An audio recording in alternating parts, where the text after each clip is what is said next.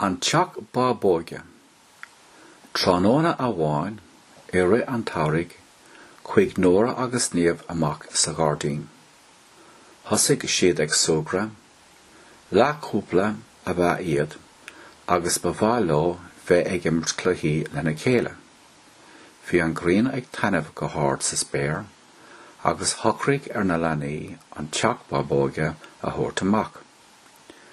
Thosaigh siad ag sogra, agus bhí glundar crí ar an bertacha.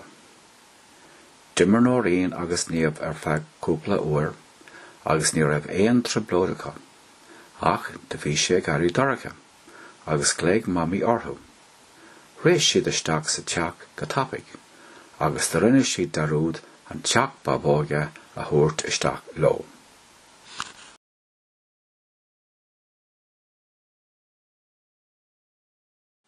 Well, an ihe sin, bhí an teach amuigh sa gárdín, agus bhí rian na seoga ag siúl lena saidóirí tríd an gárdín.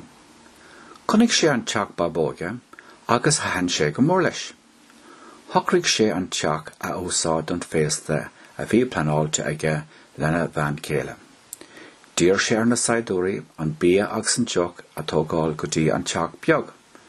Nuair a bhí gach rud réig, bhí anspórt ag na seoga. Cá siad an ihe ag dása agus ag gára lena chéile. Ag deire an féasta agus an bia ite ag na seoga, thahan an teach Báboíge le banraí na seoga, agus thóg siad an teach go dtí ó riocht na seoga.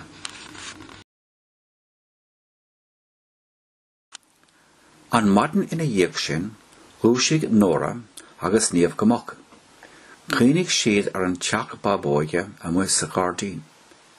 Réis siad síos an staire, agus amach leo sa gárdín, ach bhí díomá orthú. Ní raibh an teach Báboíge sa gárdín. Bhí brón an domhan ar na páistí, agus níor ág siad éon rud amuigh sa gárdín as sin amach. Is mór an trua nach raibh an scéal galéiricha.